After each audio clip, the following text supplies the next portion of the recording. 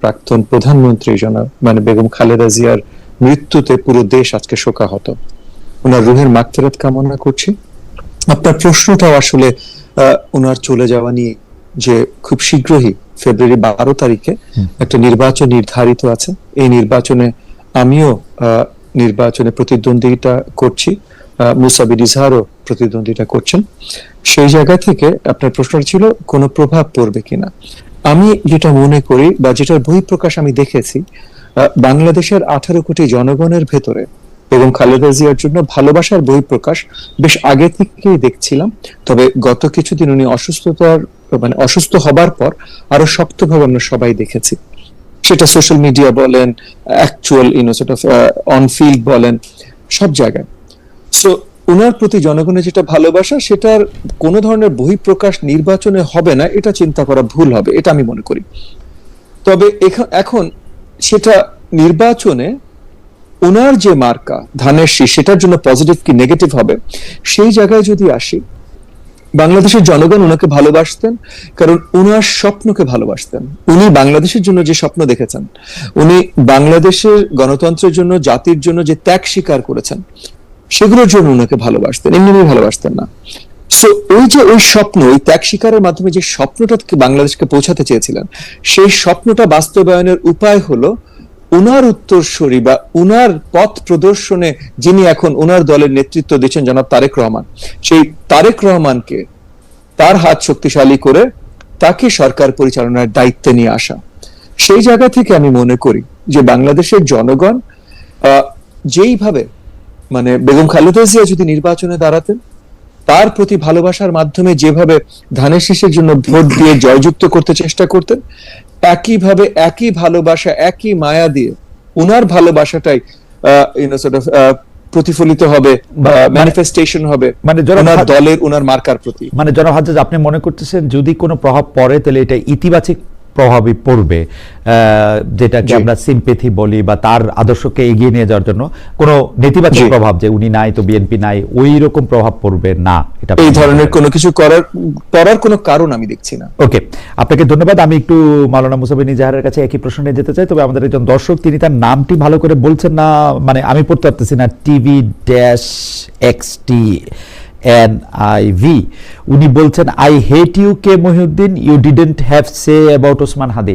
আমার কাছে মনে হয় যে ভাই, আমরা আগের অনুষ্ঠানগুলি যদি আপনি দেখেন, তাহলে আপনি দেখবেন যে আমরা ওসমান হাদি, যিনি আসলে মৃত্যুবরণ করেছেন, খুব মানে নৃশংসভাবে তাকে হত্যা করা হয়েছে, তার সম্পর্কে আমরা অনেক কথা বলেছি। হাওয়েভার, আমরা যারা মাওলানা মুসাবির ইজহার কাছে জানতে চাই যে বেগম খালেদা জিয়ার মৃত্যুতে ভোটের রাজনীতিতে কোনো প্রভাব পড়বে বলে আপনি মনে করেন কিনা, ইতিবাচক বা নেতিবাচক? মাওলানা ইজহার। জি, খালেদ মহিউদ্দিন ভাই, আপনাকে আমি বিশেষভাবে অভিনন্দন জানাচ্ছি, শুভেচ্ছা জানাচ্ছি, এবং আপনার মাধ্যমে আপনার এই ঠিকানার দর্শকদেরকে আমি শুভেচ্ছা জানাচ্ছি। এবং আপনি যে প্রশ্নটা করেছেন, সাবেক প্রধানমন্ত্রী, দেশের অত্যন্ত জনপ্রিয় নেত্রী, গণমানুষের নেত্রী বেগম খালেদা জিয়া আজকে ইন্তেকাল করেছেন দীর্ঘ অসুস্থতার পর। এটা আমাদের দেশের জন্য অত্যন্ত বেদনাদায়ক একটা দিন আজকে আমি মনে করি, কারণ তার যে বর্ণাঢ্য যে রাজনৈতিক ক্যারিয়ার, সেই ক্যারিয়ারে তিনি দেশের জন্য, দেশের মানুষের জন্য অনেক কাজ করেছেন। এই কারণেই আল্লাহ ওনাকে, ওনার শেষ জীবনে আল্লাহ ওনাকে সম্মানের সর্বোচ্চ জায়গায় অধিষ্ঠিত করেছেন বলে আমি মনে করি। কারণ সারা দেশের মানুষ আজকে খালেদা জিয়াকে বিএনপি নেত্রী হিসেবে চিন্তা করে না বা দেখে না, ওনাকে বিএনপির ঊর্ধ্বে উঠে সারা দেশের নেত্রী হিসেবে আজকে ওনাকে সবাই দেখছে। এটা তার জন্য অনেক বড় পাওনা। আর ওনার ইন্তেকালে স্বাভাবিকভাবেই উনি জীবিত থাকলে, অ্যাক্টিভ থাকলে বিএনপির রাজনীতির জন্য যে সুবিধাটা হতো, বিএনপি হয়তো সেই সুবিধাটা থেকে বঞ্চিত হবে, এটাই স্বাভাবিক। তবে একটা আমাদের যে সংস্কৃতি বা আমাদের যে সামাজিক চর্চা, সেখানে কোনো বড় রাজনৈতিক নেতৃত্বের মৃত্যু এটা একটা ভালো ইম্প্যাক্ট ফেলে বলে আমরা ধারণা করি। সেই হিসাবে বেগম খালেদা জিয়ার নির্বাচনের এই মুহূর্তে মৃত্যুটা, এটা আমার মনে হয় কিঞ্চিত বিএনপির জন্য এটা একটা ভালো দিক হতে পারে। তো যাই হোক, এটা নির্বাচনের রাজনীতি এক বিষয়। আর ওভারঅল বেগম খালেদা জিয়ার যে অতীতের যে ত্যাগ এবং দেশের জন্য ওনার যে পরিশ্রম এবং বিগত ফ্যাসিস্ট সরকারের মাধ্যমে উনি যেভাবে নির্মমভাবে নির্যাতিত হয়েছিলেন, নির্যাতিত হয়েছিলেন অন্যায়ভাবে, সেই সব বিষয়গুলো সামনে রেখে আজকে দেশের মানুষের কাছে উনি অত্যন্ত শ্রদ্ধার পাত্র হিসেবে উনি প্রতিষ্ঠিত হয়েছেন। আমরা উনার ইন্তেকালে দেশের সাধারণ মানুষদের মতো আমরা অত্যন্ত গভীরভাবে ব্যথিত, শোকাহত। আমি আজকের এই অনুষ্ঠানের মাধ্যমে উনার পরিবার, বিশেষ করে বিএনপি নেতা জনাব তারেক রহমান সহ সবাই, আমি তাদের প্রতি সমবেদনা জ্ঞাপন করছি।